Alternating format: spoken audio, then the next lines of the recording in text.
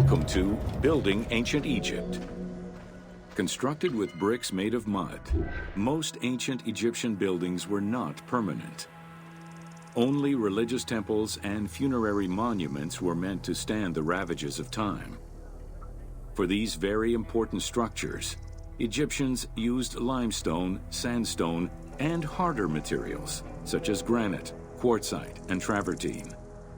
These heavy stone blocks were so prized that they were often transported from quarries located hundreds of kilometers away.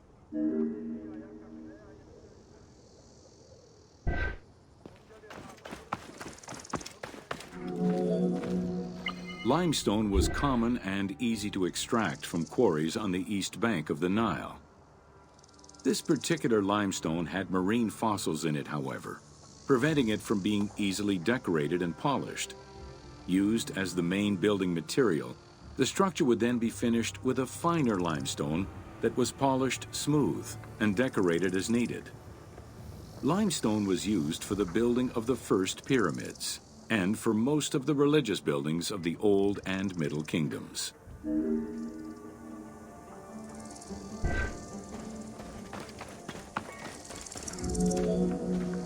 Ancient Egyptians preferred to use sedimentary rock beds or layers like sandstone and limestone because they were often easier to extract. The common method used to extract stone was the open pit quarry. Stonecutters would find quality stone, shape, and dig it out on site. Open pit quarries enabled many workers to work simultaneously on many blocks, which allowed for better productivity.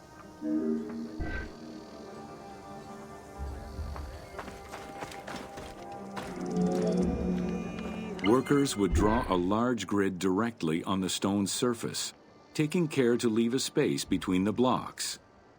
This allowed them to isolate the different blocks and create a trench that would make the extraction easier. Stoneworkers used iron chisels for hard rock and bronze or copper tools for softer rocks such as limestone. Removing material between each block created a trench line. In some quarries, that trench was wide enough to accommodate a worker, who would then cut the block entirely on site.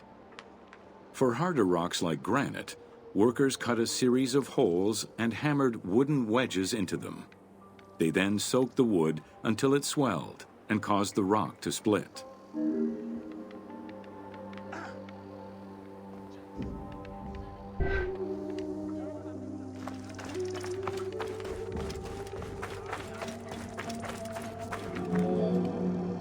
The gallery extraction technique was used when the desired rock was buried under layers of rubble. This method was often necessary in order to find the whiter and finer limestone required for a smoother finish. The first step was for the stoneworkers to create an access pit that would allow them to reach the desired wall of stone. Once a wall of quality stone was exposed, workers could then cut out smaller blocks. This pit required a descending platform. Designed like a stairway, it allowed them to free multiple galleries of blocks.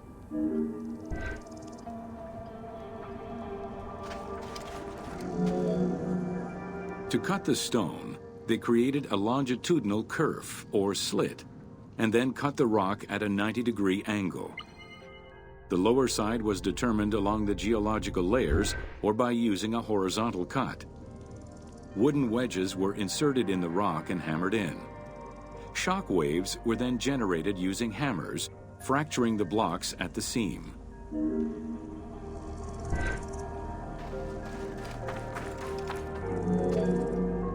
To maintain the stability of these mining pits over the course of quarrying, workers would leave support sections of unexcavated rock.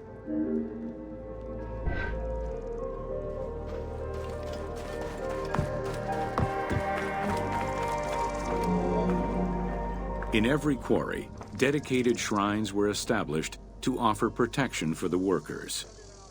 In particular, Serket, the scorpion goddess, was considered a very powerful deity among quarry workers.